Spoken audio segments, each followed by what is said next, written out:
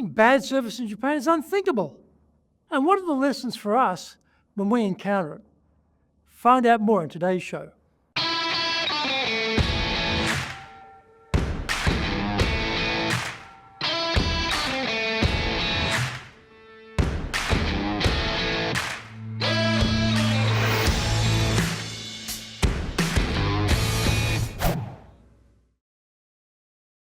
Welcome back to Year 7 of the Cutting Edge Japan Business Show, which we release every Monday. I'm your host, Dr. Greg Story, Dale Carnegie Award-winning franchise owner, master trainer, president of Dale Carnegie Tokyo Training, and 3-time best-selling author. We are bringing the show to you from our High Performance Center in Akasaka in Minato-ku, the business center of Tokyo. Why the cutting edge? We are here to win in business in Japan, so let's all be at the forefront, at the cutting edge of how to flourish here in this market. Now, this is episode number 344. How can Chinese retail be so bad in Japan? So let's get going. Bad service is a brand killer. Now, this is a controversial piece today because I am singling out one race, one group in isolation. It is also a total generalization, and there will be exceptions, where what I'm saying is absolute rubbish. There are other races and groups who are equally guilty as well, who I am not singling out or covering. So I am demonstrating a blatant and singular bias. I know all that, but let the hellfire rain down on my head. I'm just sick of some of this lousy service here in Tokyo. It is a mystery to me how the service in some Chinese restaurants here can be so oblivious to Japanese standards of Omotenashi. Omotenashi is that sublime combination of anticipating and exceeding clients' expectations. That has made Japanese service so famous. I love Chinese cuisine, and I enjoy the high-quality standard of Chinese food in Japan. They have the best, most expensive quality, very safe ingredients, and really great Chinese chefs here. When I go to places in Tokyo like Akasaka Shisen Hanten in Hirakawacho, the service is very, very good. My observation is that is probably the case because the serving staff are Japanese or Chinese who've grown up here. Whenever I go to some all-Chinese affairs with only Chinese staff, I find the service is disappointing. I had this experience again recently in the Azujuban. It was a first and last time to go to this particular restaurant. The food taste wasn't the issue. In fact, some dishes were delicious. It was a total disinterest on the part of the serving staff and their manager. You don't feel any particular need to go back there when there are 100 other restaurants within a 2-minute walk. This makes no sense to me because when I'm in Singapore, Hong Kong, or Taiwan, the restaurant service is usually very good. Obviously, the more expensive the restaurant, the better the service, of course. So there's nothing inherently missing in the service mentality and capability that couldn't be applied in Japan. Why then is it so lacking in Omotenashi? I remember reading a purported Chinese saying that a man who cannot smile shouldn't open a shop. Obviously, some of the Chinese staff working in these establishments I'm complaining about have never heard of that piece of ancient Chinese wisdom. Smiling, making you feel welcome, treating you well are a big fat zero in my experience. The way of serving is very perfunctory, even rough in some cases. Japanese-style restaurant table service is generally very much more refined. What is driving this difference, and what does it mean for the rest of us in the service business? Perhaps some of the Chinese staff we are seeing serving in Japan are students. According to the media reports, many are actually working almost full-time. They are not professionally trained service staff in the sense that this is their career. Coming from certain parts of China and from different socioeconomic backgrounds, they may have had no exposure to what good levels of service looks like. I went to China for the first time in January 1976 and have been back a number of times over the years.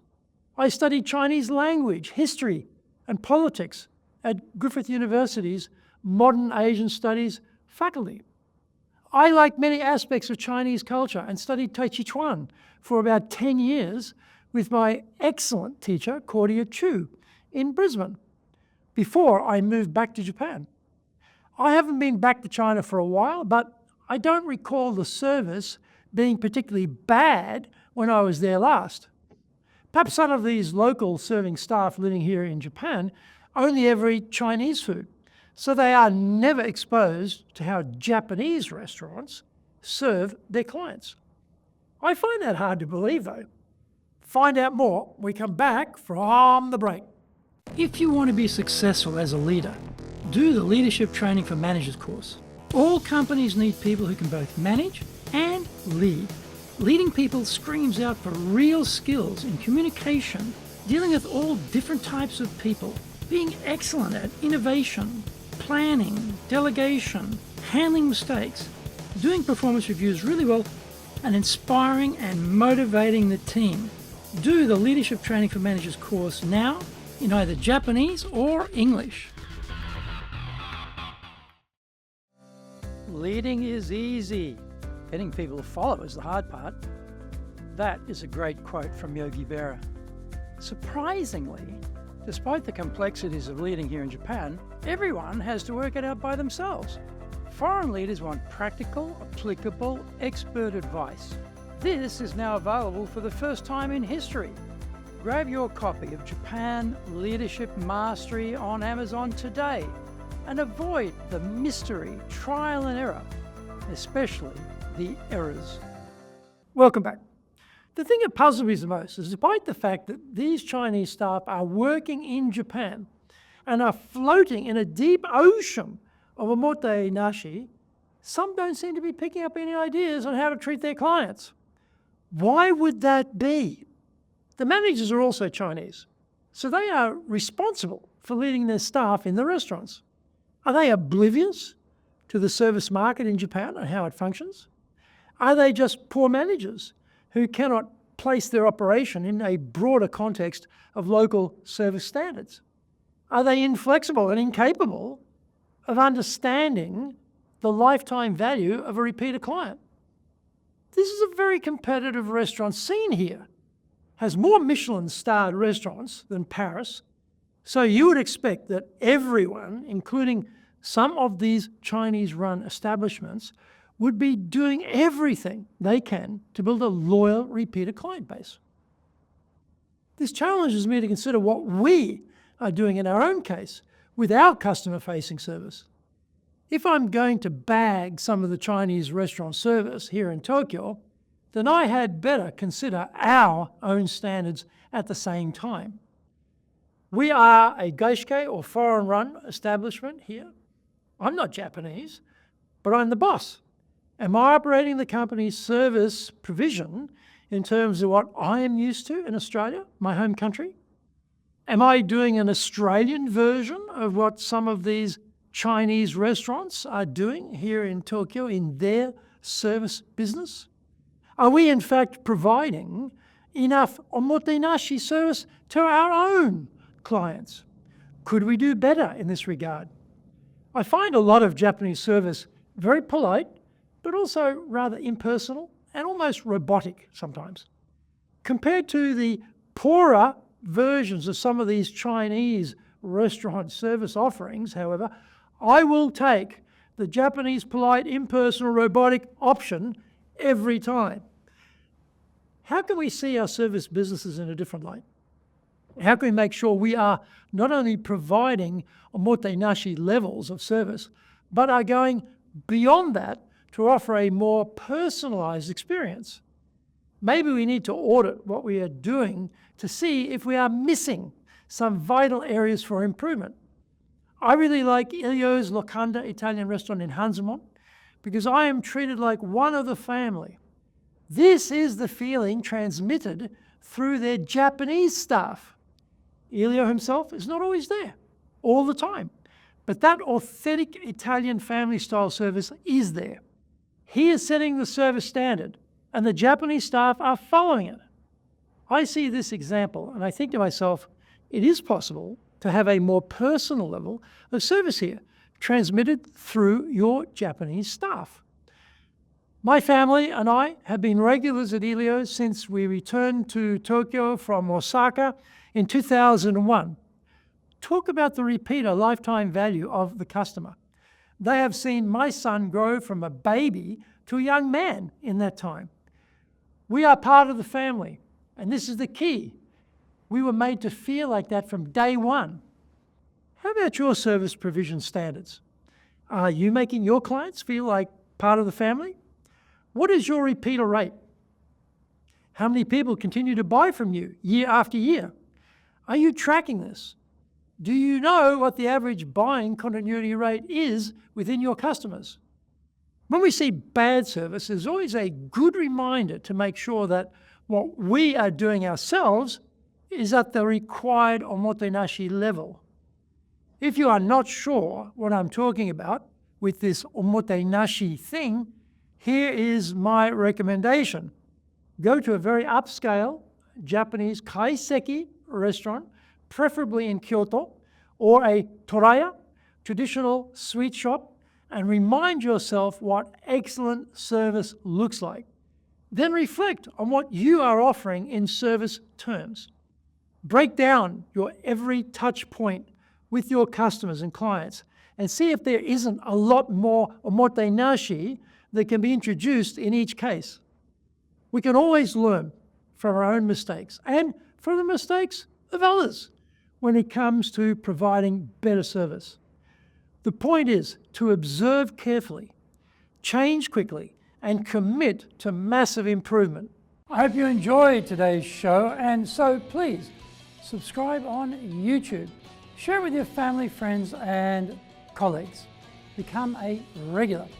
Hit the little bell icon to receive update notifications. Our website details are on screen now, www.dale-carnegie.cojp. It's packed with value, so certainly check it out. We try to offer as much value as possible, so you might also enjoy our other shows. In fact, we are releasing content 6 days a week. For podcast, Mondays for the Cutting Edge Japan Business Show, Tuesday for the Presentations Japan series, and every second Tuesday for the Business Tatsujin no Oshie Show, Wednesdays for the Sales Japan series, Thursdays for the Leadership Japan series, and every second Thursday for the Business Pro Podcast Show, Fridays for the Japan Business Mastery Show, and Saturdays for Japan's top business interviews. Now you get these wherever you get your podcast. Also, every Monday we release the Cutting Edge Japan Business Show. Every second Thursday we release the Business Pro Television Show, and every Friday the Japan Business Mastery Show. Saturdays, every Saturday, we are releasing Japan's top business interviews. These are all on YouTube. We appreciate your support, and please let others know about it so they can benefit too. We want to make a contribution to helping people build their careers and businesses, and so please join with us in that endeavor. In episode number 345, we're talking about Japan leadership blind spots. So yoroshiku onegai itashimasu. Please join me for the next episode of the Cutting Edge Japan Business Show. We are here to help you. We have one direction in mind for you and your business, and that is up.